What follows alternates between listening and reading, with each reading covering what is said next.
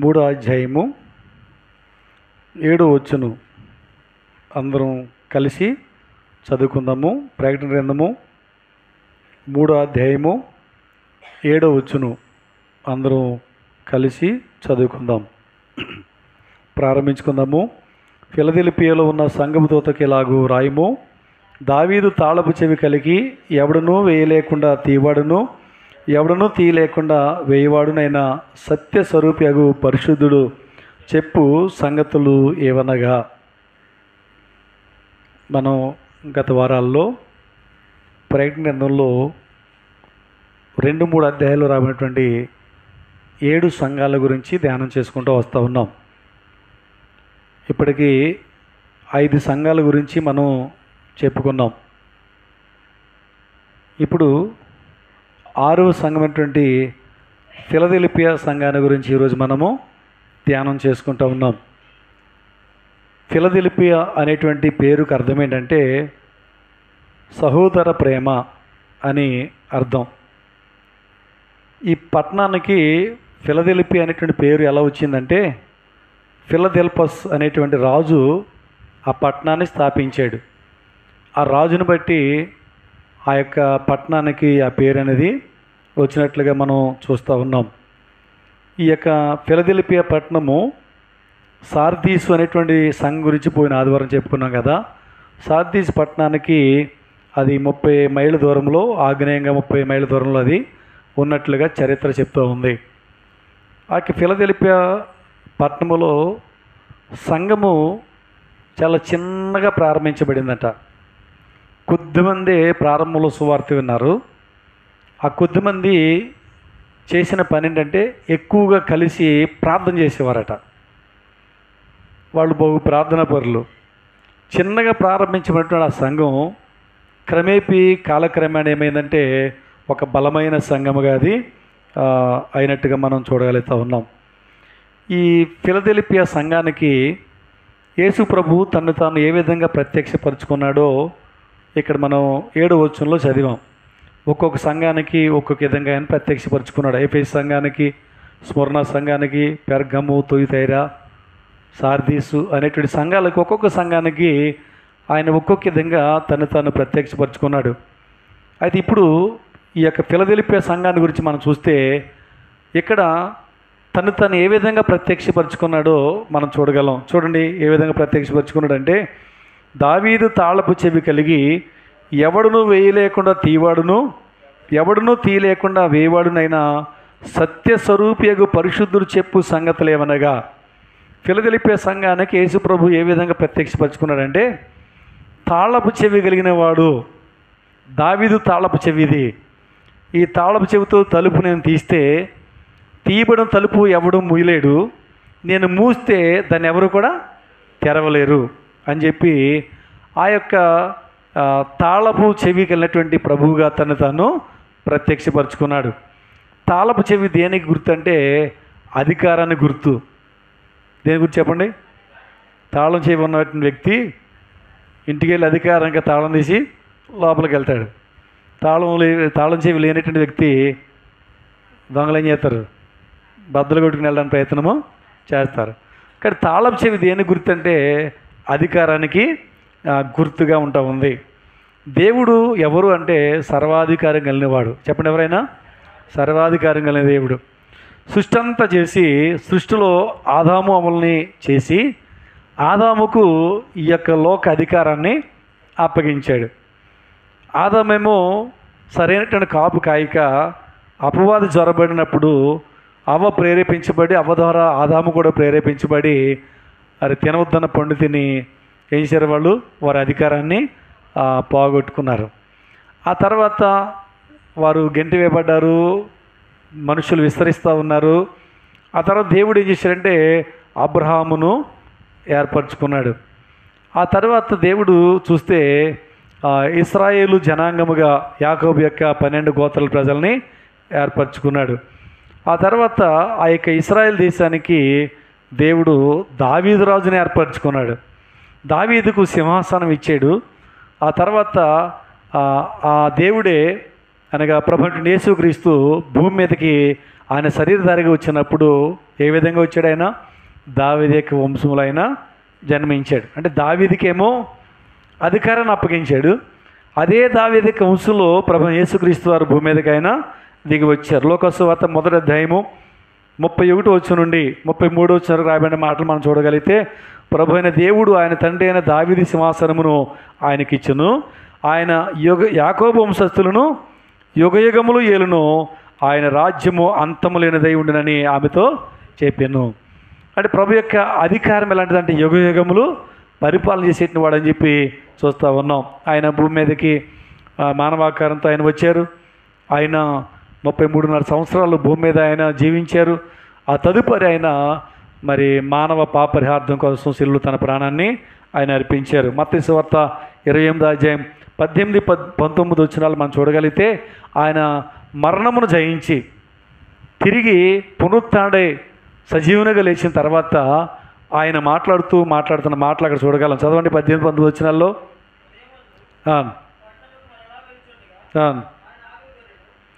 మత్తయి సువార్త 28వ అధ్యాయం 18-19 వచనాలు. అయితే యేసు వారి యొద్దకు వచ్చి పరలోకమందును, చూడండి, పరలోకమందును భూమి అందును నాకు సర్వాధికారం ఇయ్యబడి ఉన్నది, కాబట్టి మీరు వెళ్ళి సమస్త జనులను శిష్యులుగా చేయుడి. ఇప్పుడు యేసు ప్రభు చెప్తూ ఉన్నారు, ఏ యొక్క వంశంలో అయితే భూమి మీద జన్మించారో, ఎవరి కోసమైతే తన ప్రాణం పెట్టారో, తిరిగి లేచిన తర్వాత ఏం చెప్తాడు? ఈ భూలోకం మీద పరలోకం మీద నాకు సర్వాధికారము ఉన్నది అని చెప్తూ ఉన్నారు. ప్రభువైన యేసుక్రీస్తు సర్వాధికారం కలిగినవాడు. ఫిలదెల్ఫియా సంఘానికి ఆయన సర్వాధికారం కలిగిన దేవుడిగా తను ప్రత్యక్షపరుచుకుంటున్నాడు. ఇంకొక వచనాన్ని మనం చూడగలిగితే మత్తయి సువార్తలో 16వ అధ్యాయం 19వ వచనంలో యేసు ప్రభు శరీరధారిగా భూమి మీద ఉన్నప్పుడు శిష్యుల్లో ఒక శిష్యునటువంటి పేతురుతో ఆయన మాట్లాడుతుంటాడు, పరలోకపు రాజ్యపు తాళపు చెవి నీకు ఇస్తా ఉన్నాను అన్నాడు. తాళపు చెవి గల ప్రభువు, అధికారం గల ప్రభువు, భూమి మీదను పరలోకమందును సర్వాధికారం కలిగిన ప్రభువు ఇప్పుడు అధికారం ఎవరికి ఇచ్చారంట? పేతురుకి ఇచ్చారంట. ఏ అధికారం ఇచ్చాడు అని అంటే, అక్కడ సమస్త జనులను శిష్యులుగా చేయడం అని చెప్పాడు కదా. భూమి మీదను పరలోకమందున సర్వాధికారం ఇవ్వబడింది, మీరు వెళ్ళి సమస్త జనుల శిష్యులుగా చేయడం. అంటే పేతురుకి ఇవ్వబడిన అధికారం ఏంటంటే, భూమి మీద నశించిపోయే మార్గంలో పాపంలో కొట్టుమిట్లాడుతున్న వారికి సువార్త చెప్పి సత్యమైన మార్గం నడిపించి పరలోకాన్ని చేరేటువంటి ఆయన మార్గం నడిపించేటువంటి సువార్త చెప్పేటువంటి ఆ యొక్క తాళపు చెవి పేతురుకు ప్రభువు వేసేయడం. అందుకే పెంతెకోస్తు దినాన పేతురు వేసాడైనా సువార్త చెప్తే 3,000 మంది బాప్తిసం తీసుకున్నారు. వాక్యం ద్వారా పొడవబడి 3,000 మంది బాప్తిసం తీసుకున్నారు. కాబట్టి భూమి మీద పేతురికి మాత్రమే కాదు, యేసుప్రభు శిష్యులకే కాదు, అపొస్తలుడైన పౌలుకు, శీలకు, బర్నబాకు, ఇలాగా సువార్త చేసిన వాళ్ళందరికీ కూడా సువార్త అనేటువంటి తాళపు చెవి ఇవ్వబడింది. వారికి మాత్రమే కాదు, ఈ దినాల్లో ప్రభుని గురించి ప్రకటించే అధికారము దేవుడు మనందరికీ ఇచ్చాడు. చాలామంది అంటారు, మీకు ఎవరిచ్చారు అధికారం ప్రభు గురించి చెప్పడానికి? కానీ ఎవరిచ్చారు చెప్పండి అధికారం? ప్రభువే ఇచ్చాడు. భూమి మీద పరలోకం మీద సర్వాధికారం కలిగినటువంటి ప్రభువు ఈ సువార్త చెప్పి అనేక మందిని నశించిపెట్టి నరకంలో పడిపోయేటువంటి స్థితిలోంచి వారిని అగ్నిలో నుండి లాగినట్లుగా పరలోకాన్ని నడిపించేటువంటి ఈ యొక్క సత్య సువార్త ప్రకటించేటువంటి అధికారాన్ని దేవుడు శిష్యులకి ఇచ్చాడు, మనకు కూడా ఆయన ఇచ్చాడు. కాబట్టి తాళపు చెవి ఇచ్చాడంటే అర్థం సువార్త చెప్పేటువంటి పనిని ఆయన ఇచ్చాడని ఆ పేతుని బట్టి మనం అర్థం చేసుకోవాలి. అయితే భూమి మీద మనం కనుక సువార్త చెప్పి వాళ్ళని దైవికమైన మార్గం నడిపిస్తే వాళ్ళు ఈ లోకాన్ని విడిచిపెట్టిన తర్వాత వారు వస్తూ ఉంటే ప్రభు ఏం చేస్తాడంట? తలుపు తెరిస్తాడు. ఎందుకంటే నువ్వు సువార్త చెప్పావు, వాళ్ళు మారుమనసు పొందారు, దైవికమైన మార్గంలో వారు జీవించారు, వారు వస్తూ ఉంటే ప్రభు ఏం చేస్తున్నాడు? ఆయన తలుపు తెరిస్తూ ఉన్నాడు. ప్రకటన గ్రంథం 1వ అధ్యాయం 18 చూడండి, యేసు ప్రభు గురించి ఏం రాయబడిందో. నేను మొదటివాడును కడపటివాడును జీవించేవాడును, మృతుడనైతిని కానీ ఇదిగో యుగయుగములు సజీవుడై ఉన్నాను, మరియు మరణం యొక్కయు పాతాళ లోకం యొక్కయు తాళపు చెవులు నా స్వాధీనంలో ఉన్నాయి అంటున్నాడు. కానీ ఇప్పుడు తాళపు చెవులు ఎవరి స్వాధీనంలో ఉన్నాయంట? యేసు ప్రభు వారి యొక్క స్వాధీనంలో ఉన్నాయి. ఆ విషయాన్ని ఫిలదెల్ఫియా సంఘంతో పంచుకుంటున్నాడు. చదవండి ఒకసారి, మళ్ళీ ఒకసారి 3:7 ప్రకటన చూస్తూ ఉంటే, దావీదు తాళపు చెవి కలిగి ఎవడును వేయలేకుండా తీయవాడును, ఎవడును తీయలేకుండా వేయవాడునైనా సత్యస్వరూపిగా పరిశుద్ధుడు చెప్పు సంగతులు ఏమనగా, ఇక్కడ ఏమన్నాడంటే యేసు ప్రభు కనుక తాళం తీసి తలుపు తెరిస్తే దాన్ని ఎవరు కూడా ఏం చేయలేరంట, మొయ్యలేరు. అరే వాడు వచ్చేస్తున్నాడు, వాడు రాకూడదు అని మూసేస్తానికి అధికారం మనకు లేదు. యేసు ప్రభు కనుక తలుపు మూస్తే తెరువు ప్రభు నేను లోపలికి వస్తానని తెరవమనేటువంటి అధికారం కూడా మనకు లేదు. యేసు ప్రభుకు ఉన్నటువంటి శక్తి, అధికారం అలాంటిదని మనం చూస్తూ ఉన్నాం. కొంతమంది తెలియక వాళ్ళు చేసేటువంటి పని ఏంటంటే, మీకు బాగా ఈ విషయాన్ని గుర్తుపెట్టుకోండి, ఒక వ్యక్తి కనుక పాపంలోనే ఉండి చనిపోతే బాగా గ్రహించండి, మారు మనసు పొందలేదు, ప్రభుబిడ్డకి అంగీకరించలేదు, ఏమండి దేవుని మార్గంలో తను జీవించలే, బ్రతుకుని కాలం అంతట్లో లోక సంబంధిగా పాపంలో ఇష్టానుసారంగా ఒక విధంగా చెప్పండి దేవుడికి వ్యతిరేకంగా బతికాడు. చివరికి పాపంలోనే చనిపోయాడు. చనిపోయిన తర్వాత పాస్టర్ గారిని తీసుకొచ్చి మీటింగ్ పెట్టించారనుకోండి, ఈ పాస్టర్ గారు వచ్చి ప్రార్థన చేస్తే అతని ఆత్మ పరలోకం వెళ్తుందా? వెళ్తుందండి? ఎందుకు వెళ్ళదు అండి? మరి అన్నారు కదా, ఆత్మ శాంతించాలని ప్రార్థన చేస్తున్నారు కదా, ఆత్మ శాంతించడం ఏంటి? పరలోకాన్ని చేరడమే. దేవుని వాక్యం చెప్తోంది, ఒకటి భూమి మీద ఉండగా మారు మనసు పొంది తన పాపాల విషయం పశ్చాత్తపడి క్రీస్తు రక్తాలు కడగబడి ప్రభు కోసం తను జీవించి తను పరలోక రాజ్యానికి హక్కుదారుడైతే పరలోకానికి వెళ్తాడు. లేక ఒక వ్యక్తి లోక సంబంధిక పాపంలో బ్రతికి ఇష్టానుసారంగా దేవునికి వ్యతిరేకంగా బ్రతికి తను చనిపోయి నరకానికి వెళ్తే నరకంలోనే ఉంటాడు. నరకంలోనికి వెళ్ళిన వ్యక్తి పరలోకానికి రాడు, పరలోకానికి వ్యక్తి నరకానికి రాడు. కానీ ఇప్పుడు ఈ అధికారం ఎవరికి ఉందంటే యేసు ప్రభువుకు ఉంది. ఎవరికి తలుపు తీయాలో వారికి తలుపు తీస్తాడు, ఎవరికి తలుపు మూయాలో వారికి తలుపు మోస్తాడు. ఒకవేళ పాస్టర్ గారికి శక్తి ఉంటుందని పిలిపించేస్తే పాస్టర్ గారు ఆత్మశాంతి ప్రార్థన చేసినంత మాత్రాన ఆ ఆత్మ మోక్షానికి వెళ్ళదు. పాస్టర్ గారు కంటే ఇంకా పెద్దవాళ్ళు తీసుకొద్దాం అంటే పెద్దవాళ్ళు ఇంకెవరున్నారు? రెవరెండ్, ఆయన తీసుకొచ్చి ప్రార్థన చేపిద్దాం కొద్ది పెద్ద పాస్టర్ గారు అని చెప్పి చేపిస్తే ఆత్మశాంతి ఇస్తుందా? పోనీ అయ్యగారు, పెద్ద అయ్యగారు అని చెప్పి తీసుకొస్తే ఆయన చేసే ప్రార్థనకి వెళ్తుందా? పోనీ బిషప్ అని చెప్పి కేటగిరీలు పెరగవచ్చు మనుషులు పెట్టుకుని. ఒకేలా బైబిల్లో లేదు ఇలా పెట్టుకోమని, మీరందరూ సహోదరులను పిలవడానికి మాత్రమే బైబిల్లో ఉంది. రెవరెండ్లు, ఇరవరెండ్లు, బిషపులు పెట్టుకోమని బైబిల్లో ఏమీ లేదు. కానీ పెట్టుకుంటున్నారు మనుషులు. సరే నేను వాళ్ళని విమర్శించలేదు, కానీ ఆ స్థాయిలో నేను ఉన్నాను కదా అని చెప్పి అలాంటి వ్యక్తులు తీసుకొచ్చి ప్రార్థన చేపిస్తే నరకానికి వెళ్ళిన వ్యక్తి పరలోకానికి వెళ్తాడా? ఆత్మశాంతి ప్రార్థనలు అనేవి జాంతన్నాయి. అర్థమవుతుందండి? ఒక వ్యక్తి పరలోకానికి వెళ్తే పరలోకంలో ఉంటాడు, ఒక వ్యక్తి నరకానికి వెళ్తే నరకంలోనే ఉంటాడు. వెళ్ళిపోయిన తర్వాత అతని గురించి నువ్వు భూమి మీద ఎన్ని తిప్పలు పడిన ఉపయోగం ఏమీ లేదు. ప్రకటన గ్రంథం 14:13 చదవండి. ప్రకటన గ్రంథం 14:13 అంతటా ఇప్పటి నుండి ప్రభునందు మృతునందు మృతులు ధన్యులని రాయమని పరలోకం నుండి ఒక స్వరము చెప్పగా వింటిని. నిజమే, వారు తమ ప్రయాసములు మాని విశ్రాంతి పొందుదురు, వారి క్రియలు వారి వెంట పోవునని ఆత్మ చెప్పుచున్నాడు. బాగా గ్రహించండి, పాస్టర్ గారు చెప్తలేదు, పరిశుద్ధాత్మ చెప్తా ఉన్నాడు. ఏమని చెప్తా ఉన్నాడు? ఒక వ్యక్తి మరణించినప్పుడు అతని యొక్క ఆత్మతో పాటు అతని క్రియలన్నీ వెళ్ళిపోయినాయి. ఇక ఆ క్రియలు మంచివో చెడ్డవో వాటిని బట్టి తీర్పు నిర్ణయించేది ఎవరు? దేవుడు. అతను చనిపోయి అతను వెళ్ళిపోయిన తర్వాత అతని నిమిత్తం నువ్వెన్ని పుణ్యకార్యాలు చేద్దామని ప్రయత్నం చేసేటువంటి ఉపయోగమో లేదు. కొంతమంది ఏం చేస్తారంటే వాళ్ళని బతికొండంగా వారికి భోజనం పెట్టరు, కానీ వాళ్ళు చనిపోయిన తర్వాత అట్టహాసంగా పెద్ద మీటింగ్ పెట్టేసి ఊరు బంతి, ఏ బంతి అండి? ఊరు బంతి వేసేసి ఇక చూడండి అన్నదానము, వస్త్రదానము ఎన్నో చేస్తారు. చేసి ఈ పుణ్యం అంతా చచ్చిపోయినోడు దక్కాలంటారు. ఆ వ్యక్తి వెళ్ళిపోయిన తర్వాత, క్రియలు వెళ్ళిపోయిన తర్వాత ఇవేమీ అతనికి చెందినవి కాదు. కాబట్టి ఆత్మశాంతి ప్రార్థనల వల్ల ఏ వ్యక్తి, ఏ పాస్టర్ లేతే ఏ ఒక్క వ్యక్తి కూడా తనను నరకంలో ఉన్న వ్యక్తిని పరలోకానికి తీసుకుని వెళ్ళలేడు. కాబట్టి యేసు ప్రభు ఎవరని చెప్పండి? తాళపు చెవిగలిగిన వాడు, తలుపు తెరవగలను. పరలోకపు తలుపులు తెరిచేది ఎవరు? యేసు ప్రభువే. ఆయనకే సర్వాధికారం కలిగి ఉన్నాడు. ఫిలదెల్ఫియా సంఘాన్ని తను ఆ విధంగా ప్రత్యక్షపరుచుకున్నాడు. కాబట్టి సర్వాధికారి అయినటువంటి ప్రభువుగా, దావీదు తలపు చేయగలిగిన వానిగా, సంఘానికి ఆయన దైవత్వమును వారు ఎరిగినట్లుగా ఆయన తను ప్రత్యక్షపరుచుకున్నాడు. ఇంకేమన్నాడంటే పరిశుద్ధుడు అన్నాడు. ఎవరంటే ఆయన సత్యస్వరూపి అన్నాడు. యేసు ప్రభు మాటల్లో సత్యము తప్ప అసత్యము లేదు. ఆయనలో పాపము ఎంత కూడా లేదు. పరిశుద్ధుడు ఆయన. కాబట్టి తన యొక్క స్థితిని లేక దైవత్వాన్ని ఫిలదెల్ఫియా సంఘాన్ని తను ప్రత్యక్షపరుచుకున్నాడు. ఇది ఫిలదెల్ఫియా సంఘం మాత్రమే కాదు, నేటి దినాల్లో ఉన్న మనం కూడా ఆయన గొప్పతనాన్ని తెలుసుకోవాల్సిన వారంగా ఉంటూ ఉన్నాం. యేసుప్రభు అంటే ఎవరు అంటే ఎవరో విమర్శిస్తూ ఉన్నారే, వాళ్ళు అలాగేమనుకున్నారంటే శిలువ మీద వేలాడేవారు అనుకుంటున్నారు, 3 మేకులు పీక్కుని రాలేనివాడు అనుకుంటున్నారు. ఆయన వస్తే నీకు నాకు రక్షణ లేదు. ఆయన ప్రాణం పెడితేనే మనకేమని చెప్పండి, చెప్పాలి. నిద్రపోతున్న వాళ్ళు చెప్పాలి.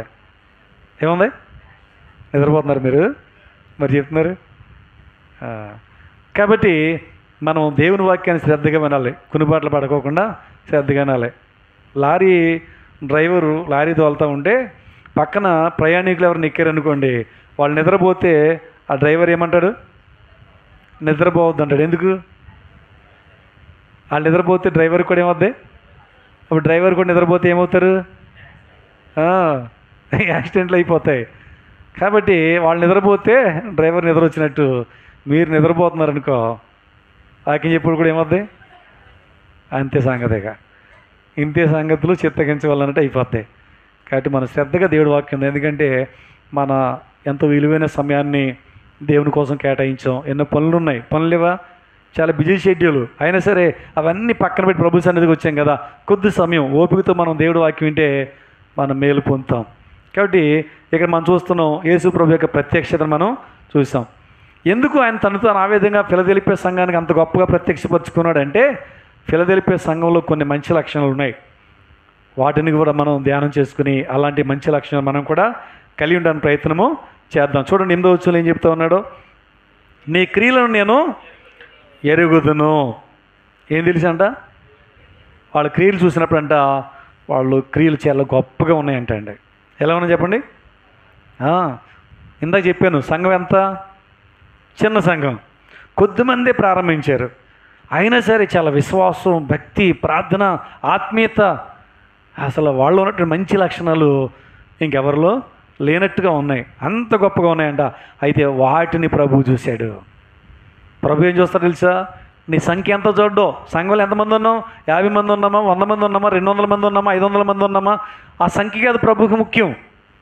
ఉన్న మనం ఎలాంటి వారమో, ఎలాంటి మనసు కలిగి ఉన్నామో, ఎంత భక్తి ఉన్నదో, ఎంత ఆత్మీయత ఉందో, ఎంతగా వాక్యమని వాక్యానుసారంగా మనం అంటుకట్టబడుతున్నామో ప్రభు దాన్ని చూస్తాడు. కాబట్టి మన క్రియలన్నీ ఆయనకు తెలుసంట. మందిరంలో ఉన్నప్పుడు మన క్రియలు ఎలా ఉంటాయి తెలుసా, చెప్పండి. ఎవరైనా బూతుల గురించి చెప్పారనుకో, బూతులు అండి ఎలా ఉంటాయండి మాకు తెలియదే కదా. మందిరంలో అంత పరిశుద్ధుల్లా ఉంటారు, ఇంటికి వెళ్ళిన తర్వాత అవతారాలు మారిపోతుంటాయి కొంతమంది కదండి. కొంతమంది దొంగలు, దేవుని పిల్లలే కానీ లంచగొండ్లు, దేవుని పిల్లలే కానీ అడ్డదారులు సంపాదనలో. ఇక్కడ వీళ్ళన్నీ ఇప్పుడు దేవుడు ఏం చేస్తున్నాడు చెప్పండి, చూస్తున్నాడు. మందిరంలో చూస్తున్న దేవుడు ఇంటి దగ్గర కూడా నేను చూస్తున్నాడు.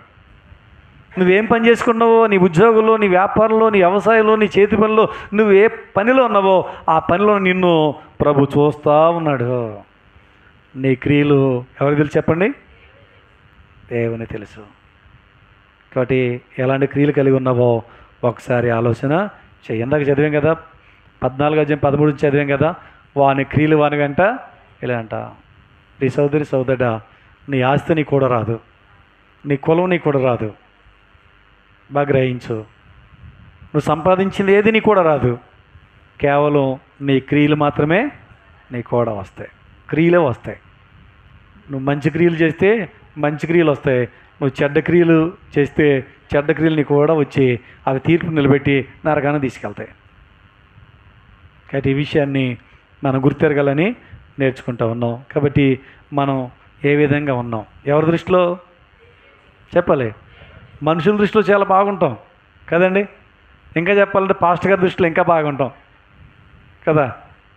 అసలు ఎంత తగ్గించుకుంటామో, ప్రార్థన చేయమని కోరుతాం, మా పరిస్థితి ఇదంటాం, చక్కగా చెప్తూ ఉంటాం, ఎంత భక్తుల్లో ఉంటామో.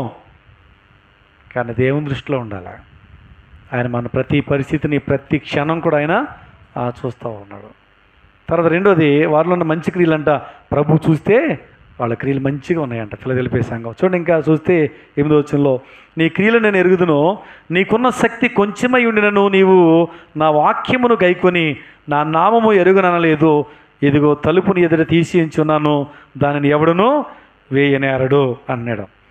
ఇక్కడ రెండోదిగా మనం చూస్తూ ఉంటే, నీకున్న శక్తి కొంచెమై ఉండినను నీవు నా వాక్యమును గైకొని నా నామమును వెరుగుననలేదు. ఫిలదెల్ఫియ సంఘం చిన్నది, అక్కడ విశ్వాసులు ఆర్థికంగా పేదవాళ్ళంట. అలాంటి స్థితిలో వాళ్ళు భౌతికంగా శక్తి లేనప్పటికీ విశ్వాసులు మాత్రం చాలా స్ట్రాంగ్ అనమాట. ఆర్థికంగా ఒకళ్ళు పేదవాళ్ళు అవ్వచ్చు, కానీ విశ్వాసంలో చాలా బలవంతులుగా వాళ్ళు ఉన్నారు. ప్రభు చూసేది నీ ఆర్థిక పరిస్థితిని చూడడం. ధనవంతులకే పరలోకం ఇస్తానని ప్రభు అక్కడ చెప్పలేదు. కానీ మనుషులు చూస్తారు ఆ భేదం, ఎవరు డబ్బు ఉన్నవాళ్ళు ఎవరు పేదోళ్ళు అని. ప్రభు చూసేది మన స్థితిని చూస్తాడు, నీ భక్తి, ఇవన్నీ అయినా చూస్తాడు. కాబట్టి వాళ్ళకున్న పరిస్థితులన్నీ పేదరికమైన వాళ్ళంట మందిరానికి వచ్చేవాళ్ళు, వాక్యం వినేవారు, చక్కగా వాక్య బిల్లు వారి జీవితాన్ని కట్టుకునేవాళ్ళు. కొంతమంది అంటారు, మాకే కనుక కష్టాలు పోతేనండి. ఏం పోతాయంట చెప్పండి? కష్టాలు పోతే అప్పుడు వాక్యాన్ని మేమే వింటామండి అంటారు. కానీ వాళ్ళ పరిస్థితి చూస్తే వాళ్ళు కష్టాలు ఉన్నాయి, ఆర్థికపరమైన ఇబ్బందులు ఉన్నాయి, అయినా సరే వాక్యం విని వాక్యానుసారంగా వారి జీవితాన్ని వాళ్ళు కట్టుకున్నట్టుగా మనం చూస్తూ ఉన్నాం. కొంతమంది ఎలా ఉంటారంటే మందిరంకి వచ్చినప్పుడు వాక్యం వినేసి వాక్యానుసారంగా జీవిస్తున్నట్లుగా నటిస్తూ ఉంటారు. నిజంగా వాళ్ళు వాక్యానుసారంగా బ్రతికే వాళ్ళు కాదు తెలియాలంటే వాళ్ళు పెళ్ళికి వెళ్ళినప్పుడు చూడాలి. వాళ్ళని మారిపోతుంది చేంజ్. మందిరానికి వచ్చినప్పుడు ఒకలాగా ఉంటారు, ఇక ఫంక్షన్లకి ఊర్లో ఇంకా ఎక్కడ వెళ్ళినప్పుడు వేరే రూపం అనమాట. వీళ్ళు వాక్యాన్ని గైకొన్నవారా?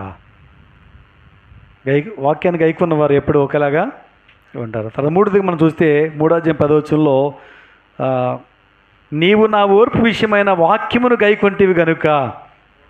ఏమండి, వాళ్ళు ఎంతో ఓర్చుకున్నారంట అండి. ఓర్పు ఎక్కువ అంటండి వాళ్ళకి. ఏమి ఎక్కువ?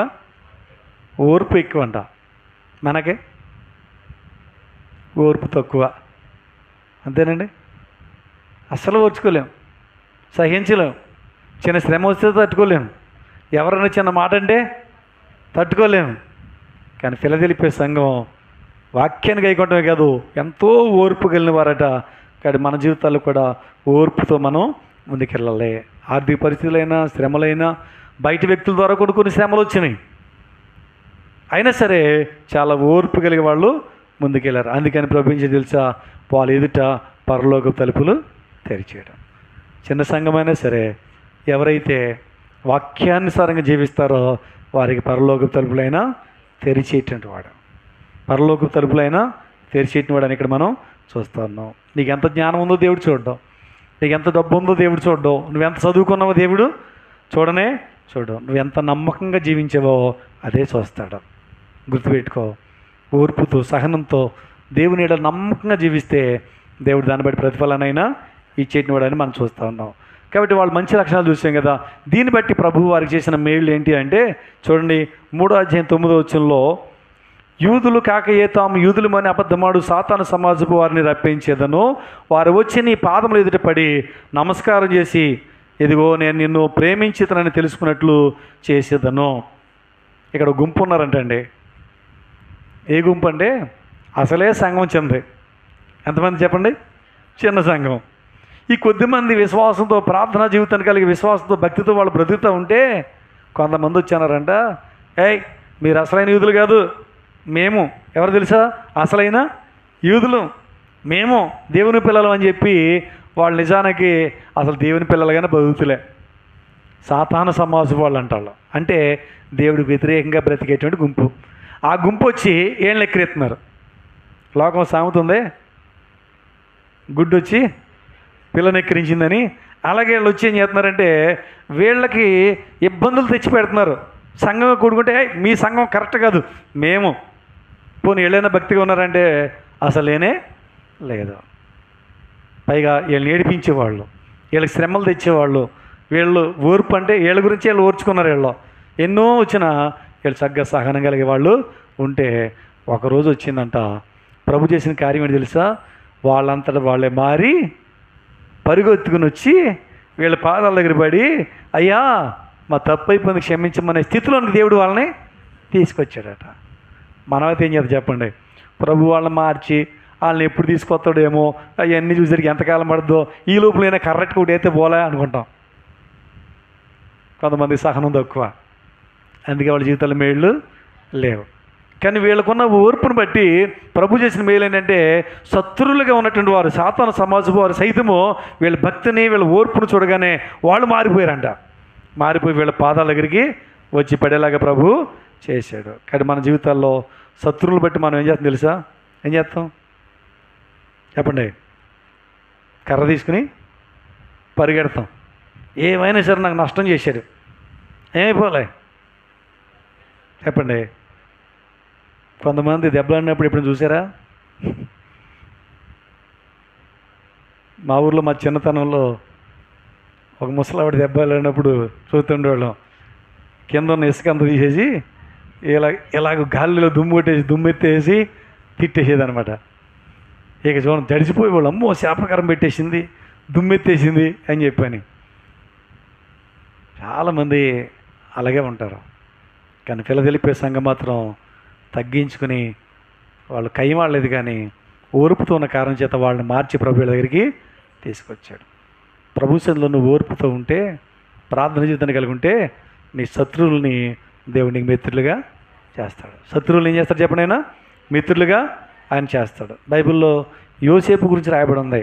ఆదికాండం 42వ అధ్యాయం 6 వచ్చి మనం చూడగలిగితే అక్కడ యోసేపు గురించి ఉంటుంది. యోసేపు నిజానికి మనం చూస్తే అన్నలు ఇబ్బంది పెట్టారు. అన్నయ్యలు ఏం చేశారు? యోసేపుని ఇబ్బంది పెట్టారు, గోతులో పాడేశారు, తీశారు, అమ్మేశారు. తీరా అక్కడి నుంచి అమ్మివేయబడిన తర్వాత వెళ్ళిన తర్వాత ఎవరు? పోతీఫర్ ఇంట్లో పనికి వెళ్తే అక్కడ యజమాని భార్య ద్వారా కూడా శోధన, జైల్లో ఇవ్వబడ్డాడు. ఎన్ని శ్రమలండి! ఓర్చుకున్నాడు, ప్రార్థన చేస్తూ ఉన్నాడు, ప్రభువా అని. ఒకరోజు వచ్చింది, ఐగుప్తు దేశంలోనే ప్రధాని అంత గొప్పవానిగా చేశాడు. ఏ అన్నలైతే దూషించారో, ఏ అన్నలైతే తనని తృణీకరించారో, ఏ అన్నలైతే గోతులు పడేశారో, ఏ అన్నలైతే అమ్మేశారో అదే అన్నయ్యలు యోసేపు పాదాల దగ్గరికి వచ్చేలాగా చేసేలేదా? చేశాడు. ఓర్పు కావాలి, సహనం కావాలి. మనకు అన్నీ ఉంటాయి, ఇదే ఉండదు. ఏముండదు? అన్నీ ఉంటాయి. ఏముంటాయి? అన్నీ కోపం, ఆవేశం, పగ, ద్వేషం ఇవి ఉంటాయి. అందుకే దేవుడి కార్యాలు జీవితాల్లో జరగట్లే. అవి ఉండకూడదు. ఓర్పు, సహనం, ప్రేమ మనలో ఉండాలి. శత్రువులు సహా దేవుడి మిత్రులుగా ఆయన చేయగలిగినటువంటి దేవుడిగా ఆయన గురించి మనం చూడగలుగుతున్నాం. కాబట్టి వారు చేసిన వీళ్ళు ఏంటంటే శత్రువులుగా ఉన్నటువంటి గుంపును మార్చి వీళ్ళ దగ్గరికి తీసుకొచ్చాడు. ఇక దాన్ని మించిన గొప్ప కార్యం చెప్పండి. ఆ తర్వాత అంటాడు, ఇందా చదివేసాం కదా, ఏమన్నాడు? పరలోకపు తలుపులను ఎదుట తెరుస్తాను. ఏమండి, ఈ లోకంలో మానవ జీవితం తాత్కాలికమైంది. 89వ కీర్తనలో 48వ వచనంలో మరణం చూడకుండా బ్రతికిన ఎవడైనా ఉన్నాడా? అందరూ రోజు ఏమైపోవాలి? చనిపోవాలి. ప్రసంగ గ్రంథం 7వ అధ్యాయం 2వ వచనంలో కూడా ఏలయనగా మరణం అందరికీ వచ్చినని రాయబడి ఉంది. అందరూ చనిపోవాల్సిందే. ఈ భూలోకం తాత్కాలికమే. ఈ భూలోకం ఏంటి చెప్పండి? తాత్కాలికమే. కొరింథీ పత్రిక 5వ అధ్యాయం 1వ వచనంలో ఈ భూమి మీద మన గుడారం ఏమైపోద్ది? శిథిలం అయిపోద్దని రాయబడి ఉంది. శిథిలము కానిది శాశ్వతమైనది దేవుని యొక్క రాజ్యం. కాబట్టి దాన్ని మనం కోరుకోవాలి. వీరికంట పరలోక తలుపులు తెరిచాడు. దీన్ని మించిన దాన్ని ఏమో చెప్పండి. నువ్వు ప్రభువు నమ్ముకుని దైవభక్తి కలిగి జీవిస్తే నీ ఎదుట పరలోక తలుపులైనా తెరిస్తాడు. ఇది గొప్ప మేలు. ఇక మూడోది మనం చూస్తే ఇది 3వ అధ్యాయం 10వ వచనంలో రాబో శోధన కాలంలో నేను నిన్ను కాపాడేదను అన్నాడు.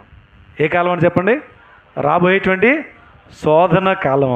ఈ శోధన కాలం ఏంటి అని మరి మనం పరిశీలన చేస్తే ప్రకటన గ్రంథంలో జరగబోయే విషయాల గురించి ఆ ప్రభు తెలియజేస్తూ వచ్చాడు. అలాగే దానియేలు గ్రంథంలో కూడా ప్రభు తెలియజేస్తూ వచ్చాడు. ఇది ఏంటి జరగబోయేటువంటిది అంటే, ప్రభు వచ్చినప్పుడు మధ్యాకాశంలో 7 ఏండ్లు అని ఆగుతారు. ఎవరైతే మనకంటే ముందు విశ్వాసులు దైవభక్తి కలిగి చనిపోయారో వారు ఏమవుతారంట? వారు లేపబడతారు. మధ్య ఆకాశానికి వారు ఆరోహణం అవుతారు. తెస్సలోనికీయులకు రాసిన పత్రికలో అదే విషయం కదా, ఎవరు చనిపోయినప్పుడు చదువుతుంటాం కదా, నిరీక్షణ లేని ఇతరుల వల్ల మీరు దుఃఖపడకుండా నిమిత్తము ఈ విషయాలు మీకు తెలియజేస్తూ ఉన్నాను అని చెప్పి అంటారు కదా. చదవండి ఆ పత్రిక, తెస్సలోనికీయులకు రాసిన పత్రిక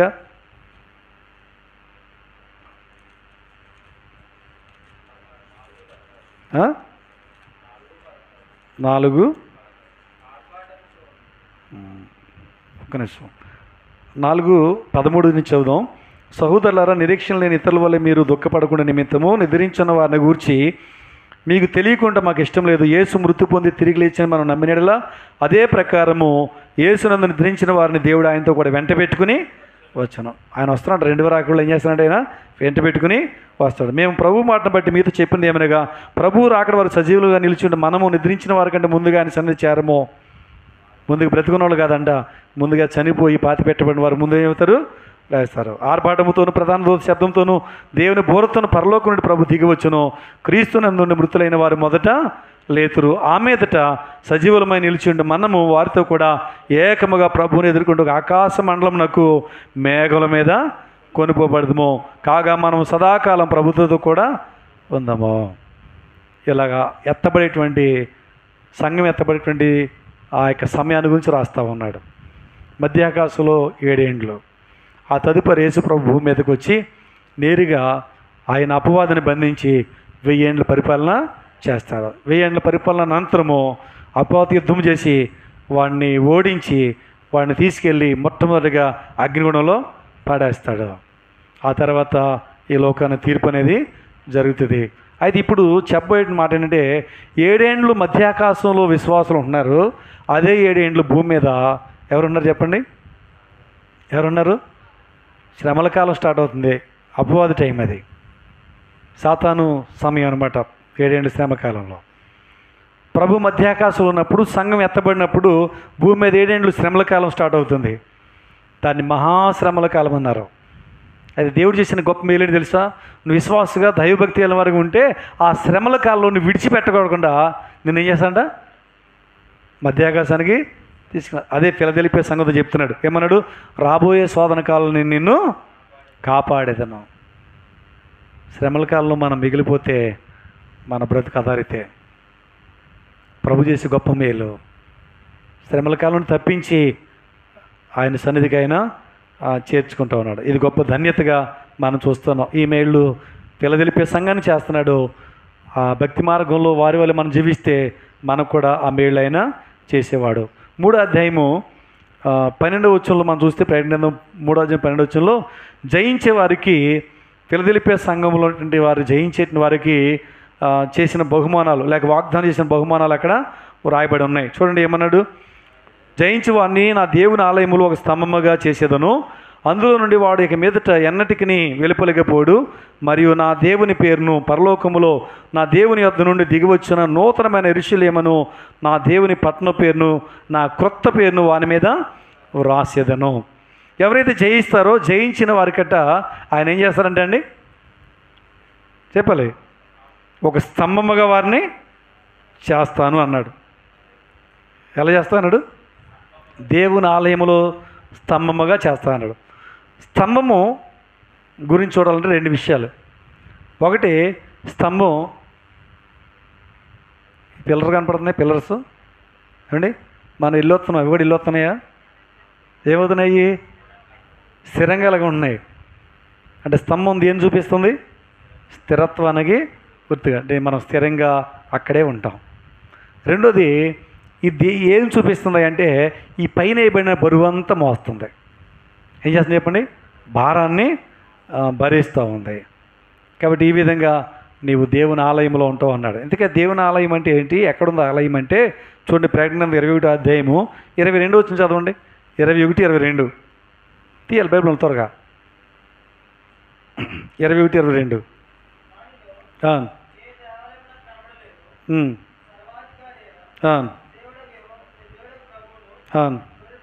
గొర్రెపిల్లయు తన దేవాలయమై ఉన్నారు.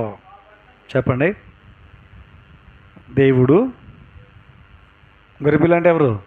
ప్రభు అయినటువంటి యేసుక్రీస్తు. ఆయనే దేవాలయమై ఉన్నారంట. ఏదో స్లాబు లేకపోతే రేగి పందిరి, తాటేకి పందిరి ఇది కాదు. దేవుడే స్వయంగా ఏమై ఉన్నాడ? ఆలయమై ఉన్నాడు. అంటే ఇప్పుడు ఎక్కడున్నాం మనం? ఆయనలో ఉంటున్నాం, ఆయనతో ఉంటున్నాం. అర్థమవుతుందండి? ప్రభువుతో ఉండేటువంటి ధన్యతను ఆయన ఇస్తూ ఉన్నట్లుగా మనం చూస్తూ ఉన్నాం. కాబట్టి జయించేటిన వాడు యేసుక్రీస్తు నిత్యము నివసిస్తాడు అని దాని యొక్క అర్థం. స్థిరంగా స్తంభం ఉన్నట్టు స్థిరంగా ఎప్పటికీ ప్రభువుతోటే ఉంటాము అని రాయబడతా ఉంది. అంతేకాదంట, దేవుని పేరు రాస్తారంట. ఏం పేరు చెప్పండి? దేవుని పేరు రాయబడతాంట. ఇంకేం పేరు రాస్తా అన్నాడు? యేసుక్రీస్తు ప్రభు యొక్క కొత్త పేరు కూడా రాస్తారంట. అంటే ఇప్పుడు మన మీద ఆయన పేరు రాయబడిందంటే కొన్ని చోట్ల బోర్డు పెడతారు, ఈ స్థలము ఎవరిది? పలానా వ్యక్తికి సంబంధించింది అని బోర్డు పెడతారు.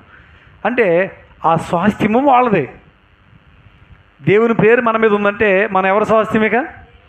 అంటే దేవుని సొత్తైన ప్రజలు. ఎవరో చెప్పండి? మనం దేవుని సొత్తైన ప్రజలు. పేతురు పత్రికలో మొదటి పత్రిక 2:9 రాజులైన యాజక సమూహము దేవుని సొత్తైన ప్రజలు మనం. ఇక సాతాను సంబంధం కాదు, లోక సంబంధం కాదు, దేవుని సొత్తైన ప్రజలుగా దేవుడు చేస్తాడు. ఇక మనం దేవుని సొత్తు. ఎంత ఆధిక్యత చూసారా? జయించేటిన వారికి అని చేసేటిన ఆధిక్యత. అంతేకాదు, అక్కడ ఇంకేంటంట, దేవుని పట్టణమైన నూతన యెరూషలేము పేరు యొక్క కూడా రాయబడుతుందంట. ఏ పేరండి? నూతన యెరూషలేము పేరు రాయబడుతుందంట. చూస్తారా అది ఎక్కడుందో? ప్రకటన 21:2 21:2 నూతనమైన యెరూషలేమును, ఆ పరిశుద్ధ పట్టణము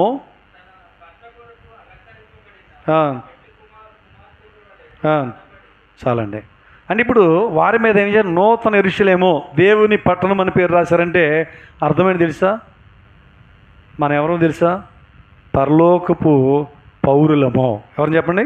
పరలోకపు పౌరులము. మనము భారతదేశంలో పుట్టాం. కానీ ఇప్పుడు మనం ఏ దేశానికి సంబంధించిన వాళ్ళు? ఇప్పుడు మనం భారతదేశానికి సంబంధించిన వాళ్ళు. కాబట్టి మనకి ఏ పౌరసత్వం ఉంది? భారతదేశ పౌరసత్వం ఉంది. కొంతమంది అమెరికాలో పుడతారు, కొంతమంది ఇంగ్లాండ్లో పుడతారు, కొంతమంది జర్మనీలో పుడతారు, కొంతమంది చైనాలో పుడతారు. ఏ దేశంలో ఉన్న వారికి ఆ దేశం యొక్క పౌరసత్వము ఉంది. అయితే ఈ లోక సంబంధం పౌరసత్వం గురించి దేవుని వాక్యం చెప్పట్లే. ఈ లోకాన్ని విడిచిపెట్టిన తర్వాత రెండు స్థలాలు ఉన్నాయి. ఒకటి వెళ్తే పరలోకం, లేకపోతే నరకం. కానీ జయించే బిడ్డగా జీవిస్తే పరలోక పౌరులుగా, అంటే అధికారం. చూడండి, ఈ మధ్యన ఫ్రీ బస్ ఇచ్చారు కదా మన ఆంధ్రప్రదేశ్లో. ఆధార్ కార్డు పట్టుకుని వెళ్ళినప్పుడు స్త్రీలు టికెట్ అడిగారు అనుకో, ఏం చేస్తారు? ఇదిగో చూసుకు ఆధార్ కార్డు అంటారు లేదా? సెపరేట్ అండి. అంటే నేను దానికి ఎలిజిబుల్, నన్ను టికెట్ అడుగుతున్నావే అన్నట్టు. అంటే ఆ అధికారం వీళ్ళకుంది, ఎందుకంటే గవర్నమెంట్ ఆ అవకాశం ఇచ్చింది కాబట్టి. అలాగే దేవుడు మనల్ని పరలోక పౌరులుగా చేశాడు. ఎవరు అక్కడి నుంచి మనల్ని లాక్కెళ్ళి నరకలోపడానికి అర్హత లేదు. ఎందుకు తెలుసా? అది మన స్వాస్థ్యం. ఆ పేరు రాస్తాడంట మన మీద. రిజిస్ట్రేషన్లో చేసుకున్న కాగితాలు అయితే కొన్ని అర్థం పోతాయి బాబా, కానీ ఇది ఎప్పటికీ పోతాం. మన మీద ఆయన రాస్తున్నటువంటి పేరుగా మనం చూస్తూ ఉన్నాం. ఈ నూతనమైనటువంటి పేరు చూస్తూ ఉన్నాం. అంతేకాదు, యేసు ప్రభు వారి యొక్క పేరు కూడా మన మీద రాయబడుతూ ఉంది అని చూస్తూ ఉన్నాం. అంటే ఇప్పుడు సహోదరులుగా, సహపౌరులుగా, దేవుని సొత్తైన ప్రజలుగా ప్రభు సన్నిధానంలో జీవించే గొప్ప భాగ్యాన్ని దేవుడు మనకు ఇస్తూ ఉన్నాడు.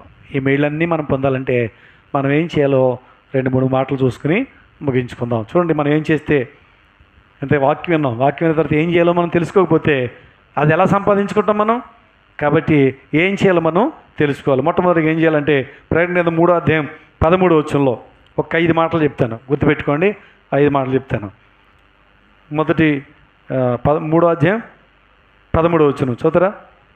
సంఘములతో ఆత్మ చెప్పుచున్న మాట చెవిగలవాడు వినుగాక. చెప్పండి, ఎవరైనా వాళ్ళంట? ఉన్నాయి చెవులు? ఉంటాయి. ఎలాంటి చెవులు ఉంటాయి తెలుసా? దురద చెవులు ఉంటాయి కొంతమందికి. ఈ దురద చెవులతో కథలు వింటారు, కల్పించబడిన విషయాలు వింటారు, వాళ్ళ గురించి వీళ్ళ గురించి సమాచారం వింటారు, లోక సంబంధమైన అన్నీ వింటారు. కానీ ఏమంటారు? సంగములతో ఆత్మ చెప్పుచున్న దేవుని మాటలు మాత్రం వినరు. మనం బాగుపడాలంటే, మనం పరలోక పౌరులుగా తీర్చిదిద్దబడాలంటే మనం చేయవలసినటువంటి మొట్టమొదటి పని తెలుసా? దేవుని వాక్యం వినాలి. ఏమన్నా చెప్పండి? దేవుని వాక్యం. అందుకే దేవుడు చెవులు ఇచ్చాడు. ఒకటి కాదు, ఎన్ని ఇచ్చాడు? 2 ఇచ్చాడు. ఇను అని చెప్పి మాట్లాడదు, నోరు మాత్రం ఒకటే ఇచ్చాడు. అది కొద్దిగా లిమిట్గా ఉండు. ఇంట మాత్రం వినుటకు వేగిరపడాలంట, మాట్లాడకు నిదానించమని యాకోబు పత్రికలో రాయబడి ఉంది. కాబట్టి దేవుని మాటలు మనం వినాలి. రెండోది ఏం చేయాలంటే 3వ అధ్యాయము 8వ వచనంలో చూస్తే ఏం చేయాలి చూడండి. అక్కడ వారంట, నీ క్రియలను నెరుగుదు, నీకున్న శక్తి కొంచెమై ఉండినను నీవు నా వాక్యమును గైకొని. అంటే ఫిలదెల్ఫీ సంఘం ఏం చేశారు? దేవుని వాక్యాన్ని గైకొన్నారు. కాబట్టి మనం ఏం చేయాలంటే మొట్టమొదటిగా విన్నాం వాక్యం వినాలని, రెండోదిగా మనం చూస్తూ ఉన్నాం వాక్యాన్ని అనుసరించాలి. ఏం చేయాలి చెప్పండి? వాక్యాన్ని అనుసరించాలి. యాకోబు పత్రికలో మనం చదువుతాం కదా, ఏం రాయబడి ఉంటుంది? తీయండి ఒకసారి.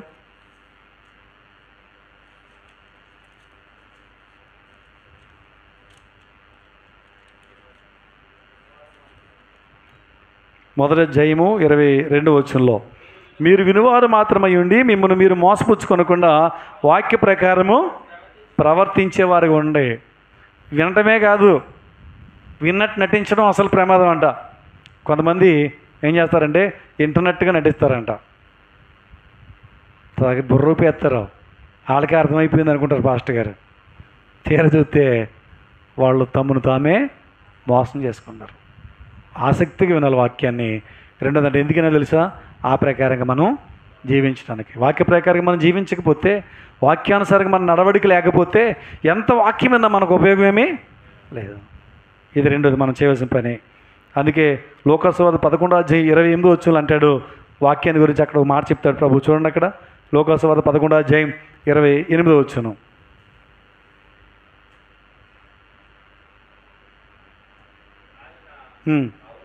అవును కానీ దేవుని వాక్యం విని దాన్ని గైకొని వారు మరి ధన్యులు. ఈ లోకంలో వాళ్ళ ధన్యులు, వీళ్ళ ధన్యులు అనుకుంటున్నాం.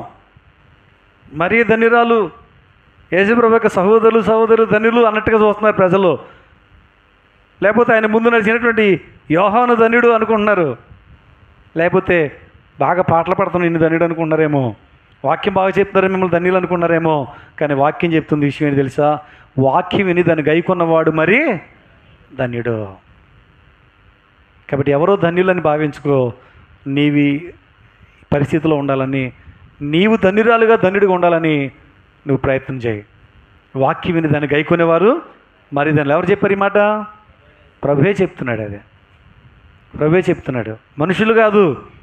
ఎవరో పలానా అద్భుతాలు లేదా పలానా ఈ యొక్క వరాలు అడగదండి దానిలో.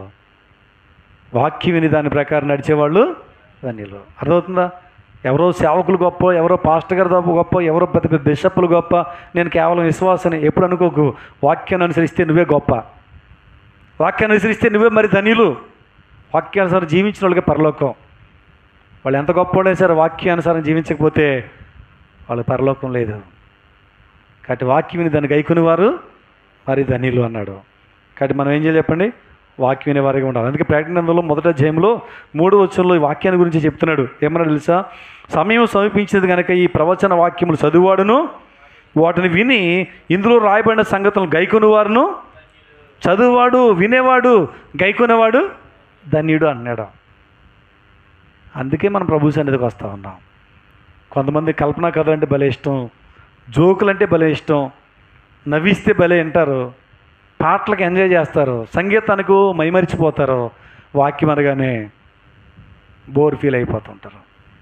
అలా ఉండకూడదు.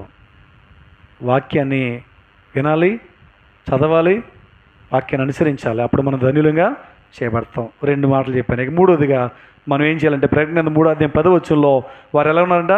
నీవు నా ఓర్పు విషయమైన వాక్యమును గైకొంటివి అని. ఇప్పుడు సంఘం ఎలా ఉంది చెప్పండి? ఓర్పు కలిగి ఉన్నారు. కాబట్టి మనకు కూడా ఏముండాలి? ఓర్పు, సహనము ఉండాలి. మీరు ఎలా చూస్తున్నారంటే మీరు ఎన్నన్నా చెప్పండి, అదొకటే కష్టం అన్నట్టు చూస్తున్నారా? కష్టం అనుకుంటే పరలోకం కూడా కష్టమే. ఓర్పు చాలా అవసరం, సహనం ఉండాలి, ఇంట్లోనే ఉండాలి, సంఘంలో ఉండాలి. అదే దేవుని యొక్క వాక్యం మనం చూస్తున్నాం. యాకోబు పత్రిక 5:7 మీరు ప్రభు రాకడ వరకు ఓర్పు కలిగి ఉండండి అని చెప్తున్నాడు. శ్రమలు వస్తాయి, లోకంలో కష్టాలు ఉంటాయి, ఇబ్బందులు వస్తూ ఉంటాయి. అయినా సరే ఓర్పుతో నీవు ఉంటే ఆయన రాకడ వరకు నువ్వు ధన్యుడువు, నువ్వు ఎత్తబడే గుంపులో ఉంటావు. కాబట్టి ఓర్పుతో సహనంతో దేవుని మార్గంలో మనం సాగిపోతే ప్రభు మన సహాయము చేస్తాడు. నేను చెప్పుకున్నాం 3. 4వది ప్రకటన 3:11 నేను త్వరగా వచ్చున్నాను, ఎవడనూ నీ కిరీటమును అపహరింపకుండానట్లు నీ కలిగిన దాన్ని గట్టిగా పట్టుకున్నాము. ఏం చేయాలని చెప్పండి? నీ కలిగిన దాన్ని గట్టిగా పట్టుకున్నాము. గతంలో కూడా ఒకసారి మనం చదివాం ఆ మాట. నీ కలిగిన దాన్ని గట్టిగా పట్టుకొనమని చెప్పాడు. అయితే ఇక్కడ ఏమి ఇచ్చాడంటే కిరీటము ఇచ్చినట్లుగా వ్రాయబడుతుంది. ప్రభు త్వరగా వస్తున్నాడు. యేసు ప్రభు మొదటిగా రక్షణ ఇవ్వడానికి వచ్చాడు భూమి మీదకి. ఎందుకు వచ్చాడు చెప్పండి? దీనుడిగా తను తగ్గించుకుని రక్షణ ఇవ్వడానికి భూమి మీదకి ఆయన వచ్చాడు. ఇప్పుడు రెండవదిగా రక్షణ పొందిన వారిని తన యొద్ద ఉండుటకు తీసుకువెళ్ళడానికైనా రాబోతున్నాడు. బాగా గ్రహించండి. మొట్టమొదటిగా యేసు ప్రభు రక్షణ ఇవ్వడానికి భూమి మీదకి వచ్చాడు. ఇప్పుడు రెండవదిగా రక్షించబడిన వారిని తనతో ఎల్లప్పుడూ ఉండే దాని కొరకు తీసుకెళ్ళడానికైనా రాబోతున్నాడు. ప్రభు త్వరగా వస్తున్నాడు గుర్తెరిగి ఏ రక్షణ అయితే ప్రభు ఇచ్చాడు దాన్ని పొందుకున్నాం కదా, పొందుకున్న మనం దాన్ని కాపాడుకుంటాం. ఒక కిరీటాన్ని ఒక వ్యక్తి నెత్తిమించి పడిపోకుండా ఎలా కాపాడుకుంటాడో అలాగా దేవుడిచ్చిన రక్షణను ఏం చేయాలి చెప్పండి? గట్టిగా పట్టుకుని దాన్ని కాపాడుకుని భద్రపరుచుకుని రక్షణలో మనం కొనసాగితే ప్రభు వచ్చినప్పుడు మనం ఎత్తబడతాం. ఆయన త్వరగా వస్తున్నట్టే, ఖచ్చితంగా వస్తున్నాడు ఆయన. దేవుని రాకడ అబద్ధం కాదు, దేవుని రాకడ ఏదో కాలక్షేపం కోసం చెప్పింది కాదు. ఆయన రాకడ సూచనలన్నీ వరుస జరుగుతూ ఉన్నాయి. ఖచ్చితంగా ఆయన రాబోతున్నాడు. నువ్వు సిద్ధపడితే మన విధం చెప్పండి ఎత్తబడతాం. కాబట్టి మనం ఎత్తబడే గుంపులో ఉండాలి. కొంతమంది ఎలా ఉంటారంటే వస్తారు మందిరానికి, రక్షణ కూడా పొందుతారు, కానీ మధ్యలో మరి ఏమవుతుందో తెలీదు. ఊరికే కోపాలు. ఏం కోపాలు? పాస్టర్ గారి మీద వెలుగుతారు కొంతమంది, తోటి విశ్వాసాల మీద వెలుగుతారు కొంతమంది భోజన సహవాసం అంటే భోజనంలో కూర్చున్నప్పుడు వాళ్ళకి సరైన పీసులు పడలేదని అలుగుతారు. అలా అలిగేం చేస్తారు? మందిరానికి మానేస్తారు. మానేసిన తర్వాత దేవుని మందిరం దూరం అయిపోయాక, వాక్యాన్ని దూరం అయిపోయిన తర్వాత లోకానికి దగ్గర అయిపోతారు, పాపాన్ని దగ్గర అయిపోతారు. అలాంటి టైంలో ప్రభు వచ్చేస్తే వాటి పరిస్థితి ఏంటి చెప్పండి? నరకమే. ప్రభు నీకు ఇచ్చిన మందిరాన్ని విడిచిపెట్టుకో, ప్రభువు నీకు ఇచ్చినటువంటి సంఘాన్ని విడిచిపెట్టుకో, ప్రభువు నీకు ఇచ్చిన సత్యమైన వాక్యాన్ని విడిచిపెట్టుకో. డబ్బు విడిచిపెడతారా? ఎవరన్నా గట్టిగా పట్టుకుంటారా, లూజుగా పట్టుకుంటారా? చెప్పండి. బంగారం ఇంకా గట్టిగా పట్టుకుంటారు. ఎందుకంటే వస్తువు చిన్నగా ఉంటుంది, పడిపోతే మళ్ళీ దొరకదేమని చాలా గట్టిగా పట్టుకుంటారు. డబ్బు పట్టుకుంటారు, బంగారం పట్టుకుంటారు. దేవుడు తన వాక్యాన్ని ఉన్నదన్నట్లుగా బోధించే సంఘాన్ని దేవుడు మనకిస్తే ఆ సంఘాన్ని మాత్రం చేస్తాం, ఎదిగో నువ్వు నన్ను గద్దించావంటే మానేస్తానేమనుకుని వచ్చేవారం. ఏం చేస్తాం మానేసి? చాలామంది అలాగా మందిరం దూరమై లోకాన్ని దగ్గరై భ్రష్టులు అయిపోయారు. వాక్యాన్ని దూరం అవ్వకో, సంఘాన్ని దూరం అవ్వకో, దేవుడిచ్చిన వాక్యాన్ని అనుసరించు. సంఘంలో స్థిరంగా ప్రభు అన్నాడు త్వరగా వస్తున్నాను, కడవరి దినాల్లో ఉన్నావు. ఇలాంటప్పుడు నువ్వు కోపావేశాలతో దేవుని దూరం అయ్యేది, భక్తి దూరం అయ్యేది. సడన్గా అదే టైంలో ప్రభు వస్తే నీ గతి ఏంటి? జాగ్రత్త అన్నాడు. బుద్ధి లేని కన్యకులు అలాగే నిర్లక్ష్యంగా ఉన్నారు. ఏమైపోయారు వాళ్ళు? ఎదిగో పెండ్లి కుమ్మాడు అన్నాను, కానీ ఏమైనా చెప్పండి, వాళ్ళ దివిటీలు ఆరిపోతున్నాయంట, మిగిలిపోయారు. కడవరి దినాల్లో ఉన్నాం. ఉజ్జీవంగా ఉండండి, ఆత్మీయంగా ఉండండి, ప్రభుల్లో వేడిగా ఉండండి, భక్తి కలిగి ఉండండి, చల్లారిపోకండి. ప్రభు త్వరలో రాబోతున్నాడు. నిర్లక్ష్యం చేయకు, ఎప్పుడు వస్తాడు అనుకోకు. నువ్వు నిర్లక్ష్యం ఉన్న సమయంలోనే వస్తే నీ గతి ఏంటి? జాగ్రత్త. కోపవేశాలకి, పగ తీర్చుకోవడానికి, అసూయ దేశాలకి ఇది సమయమో కాదు. సిద్ధపడే సమయం ఇది. మనల్ని మనం ఉజ్జయింపజేసుకునే సమయం ఇది. భక్తులు కట్టుకునేటువంటి సమయం ఇది.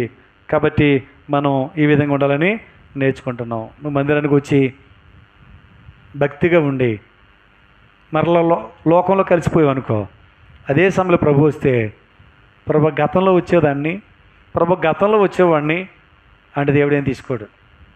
అర్థమవుతుందండి. గతంలో ప్రభు బైబిల్ చదివిన, గతంలో వాక్యాన్ని అనుసరించి ఇప్పుడు ప్రభు వచ్చే సమయాన్ని నువ్వు తప్పిపోతే నేను విడిచిపెట్టేస్తాడు. కానీ ఆయన వచ్చే సమయానికి సిద్ధంగా మనం ఉండాలని నేర్చుకున్నాం. ఇది 4వది. 5వది చెప్పి నేను ముగిస్తాను. 5వదిగా 3వ అధ్యాయం 12 వచ్చి చూడండి ఏం చేయాలో. 3వ అధ్యాయం 12 వచ్చంలో, జయించు వానిని నా దేవుని ఆలయంలో ఒక స్తంభముగా చేసేదను, అందులో నుండి వాడు ఇక మీద ఎన్నటికి వెలుపలిపోడు, మరియు నా దేవుని పేరును పరలోకములో నా దేవుని యొద్ద నుండి దిగివచ్చిన నూతనమైన యెరూషలేమును, నా దేవుని పట్టణ పేరును, నా క్రొత్త పేరును వాని మీద రాసేదను. ఇవన్నీ కలగాలంటే మొట్టమొదటిగా ఏం చేయాలి చెప్పాడు అక్కడ, జయించు వానిని అన్నాడు. ఏం చేయాలి చెప్పండి, మనం జయించాలంట. శ్రమలు జయించాలి, శోధనలు జయించాలి, పాపాన్ని జయించాలి, లోకాన్ని జయించాలి. జయించలేదా? ఇవన్నీ జయించినప్పుడే ఈ మేలుని మనం పొందగలం. ఆదివారం డబ్బులు ఎక్కువ వస్తాయి రమ్మంటే వెళ్ళిపోయామనుకో, ధనాపేక్షను జయించామా జయించలేదా చెప్పండి. డబ్బు ఆశపడి వెళ్ళిపోయామంటే ప్రభు సన్నిధి రాకుండా ధనాపేక్షలో పడిపోయాం. ఇంకెక్కడ జయించావు? జయించామా? ఆ డబ్బు ఆశ సైతాన్ని పెడతాడండి. సైతాన్ ఉద్దేశం తెలుసా? కరెక్ట్గా దేవుని సన్నిధికి వెళ్ళి వాక్యాన్ని బాగుపడతావు అనుకున్నప్పుడు నేను తప్పించాలని చూస్తాడు అక్కడ. ఎందుకు తెలుసా? నీకు డబ్బు ఎరేసి చేపలు పడతాను చూడండి, ఎరేస్తారు, గేలానికి ఎర్రబెట్టేస్తారు, అలాగే సైతాను లాగుతాడు. ఎందుకు తెలుసా? నిన్ను పరలోకం వెళ్ళకోకుండా చేయాలని, నేను దేవుడు దూరం చేయాలని. ఇది సాతాను కుట్ర. కాబట్టి మన ఈ శోధన ఏం చేయాలి చెప్పండి? జయించాలి. దురలవాట్లు ఉంటాయి కొంతమందికి. ఏ అలవాట్లు? దురలవాట్లు, లేక పాత అలవాట్లు, లేక చెడ్డ అలవాట్లు కొంతమందికి ఉంటాయి. ప్రభు సన్నిధికి వచ్చినా వాటిని ఏం చేయరు? విడిచిపెట్టరు. వాళ్ళు వస్తున్న తర్వాత ఏం చేయాలి చెప్పండి? పాత అలవాట్లు అన్నీ చెప్పాలి, చెడ్డ అలవాట్లు అన్నీ ఏం చేయాలి? విడిచిపెట్టేయాలి. విడిచిపెట్టకపోతే ఒక ఆయన ఒక మందిరానికి వెళ్తూ ఆయన చేసిన పని ఏంటంటే వస్తూ గోడ మీద పెట్టి వచ్చేవాడంట. వెళ్ళేటప్పుడు దాన్ని తీసుకెళ్ళేవాడంట. సేవకుడు దాన్ని చూసి, అయ్యా అసలు ఏం పెడుతున్నారు, ఏం తీసుకెళ్తున్నారు, నేను స్టేజ్ మీద నుంచి ఉంటే ఆ గుమ్మం కనపడుతుంది నాకు, అక్కడ పెడుతున్నారు ఏంటంటే, అప్పుడు ఆయన భార్య చెప్తుందంట, ఆయన మోహం ఏం పెడతాడండి, ఇంతకాలం వాక్యం విన్నాడు కానీ చుట్టమా అంతలేదండి, మందిరానికి వచ్చేదాకా కాల్చుకుంటూ వస్తాడు, వచ్చాక గోడ మీద పెడతాడు దాన్ని, మళ్ళీ ప్రార్థన అయిపోయి వెళ్ళిపోయాక దాన్ని తీసుకెళ్ళిపోతున్నాడంట. వదిలిపెట్టరు దొరలవాట్లు. నీ జీవితాన్ని పాడు చేసేవి, నీ జీవితాన్ని నాశనం చేసేవి, నిన్ను దేవుని భక్తికి దూరం చేసేటువంటి కొన్ని అలవాట్లు ఏం చేయాలి చెప్పండి? మార్చుకోవాలి. డాక్టర్ గారి దగ్గరికి వెళ్తాం, ఆయన చెప్తాడు ఇదిగో ఇది నీ ఆరోగ్యానికి మంచిది కాదు అని చెప్పినప్పుడు వింటామేనా? చెప్పరేటండి, వింటాం. వినకపోతే ఏమవుతాం? త్వరగా బకెట్ దాన్ని వేస్తాం. కాబట్టి ఏం చేస్తాం? డాక్టర్ గారు చెప్పినట్టు వింటాం. దేవుడు చెప్తున్నాడు, దురలవాట్ల మీద నువ్వు జయించు, శోధన జయించు అన్నాడు. కాబట్టి వాటిని ఏం చేయాలి చెప్పండి? పాపాన్ని కూడా విడిచిపెట్టి శోధన జయించాలి. శరీర ఆశలు జయించాలి. ఏ ఆశలు చెప్పండి? శరీర ఆశలు. సైతాన్ని ఎవరికైనా తీసుకొస్తాడు, చిన్నపిల్లలకైనా పెద్దలకైనా అందరికీ శరీర ఆశలు తీసుకొస్తాడా? తీసుకొస్తాడు. శరీర ఆశ చూడడానికి అతనికి ఎంతో ఇష్టం కలిగించేదిగా ఉండొచ్చేమో కానీ చివరికి విషాదంగా ముగిసిపోతాయి. ఎలా ముగిస్తుందండి? విషాదంగా ముగిసిపోతాయి. మన ఈ మధ్యనే యూట్యూబ్లో వార్తలు తెగ విన్నాం. ఒక వృద్ధుడు ఒక బాలికను తోటలోని తీసుకెళ్ళాడని శరీరాశతో. కానీ వెంటనే విన్నది ఏంటంటే తర్వాత చెరువులో శవమై తేలాడు. అంటే తన శరీరాశ తనకెంతో ఇష్టాన్ని కలిగించి ఉండొచ్చు, కానీ దాన్ని చివరి మాత్రం విషాదంగా ముగిసిపోయింది. ఏదైనా అంతే. పాపం ప్రారంభంలోకెలా నీకు తీయగా ఉంటుందేమో కానీ చివరికి అది చేదు. జాగ్రత్త.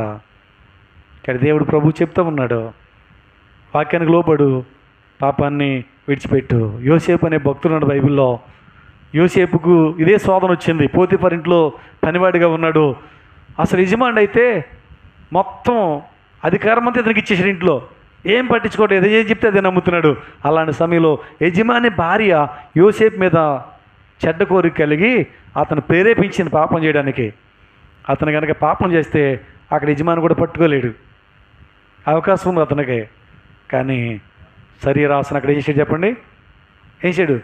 జయించాడు. అక్కడ వెంటనే ఆమె అలా బట్టలు పట్టుకుంటే ఆవిడ చేతులు దాన్ని అలా వదిలేసి పారిపోయాడు తప్ప తను పాపం చేయడానికి గాను ఇష్టపడలే. దాని ప్రతిఫలంగా చెరసాల వేయబడినప్పటికీ ఈ శోధన జయించిన కారణం చేత తన జీవితంలో దేవుడు ఒక ఉన్నతమైన స్థాయిలోనికి తీసుకొచ్చాడు. ఐగుప్తు దేశంలోనే ప్రధానంత గొప్పవాడిగా. అదే ఒకవేళ ఆ శరీరాశలు పడిపోయి ఉంటే యోసేపు చరిత్ర అక్కడితో ముగిసిపోయేది అంతే. ఈరోజు మనం ఆయన గురించి పెద్ద గొప్పగా చెప్పుకునే వాళ్ళమే కాదు. కాబట్టి శరీరాశలు ఏం చేయాలి చెప్పండి? జయించాలి. అప్పుడే ఏం చేస్తుందా? దేవుని పేరు, దేవుని పట్నం పేరు, ఏమండి యేసు ప్రభు వారి యొక్క కొత్త పేరు మన మీద రాస్తాడు. కాబట్టి జయించి ప్రభు రాకడ వరకు ప్రభు మార్గంలో మనం స్థిరంగా ఉందాం, సంఘంలో స్తంభముగా ఉందాం, భక్తిలో ఎదుగుదాం. అటు కృపను దేవుడు మనందరికీ దయచేయనుగాక. ఆమేన్. ప్రార్థన.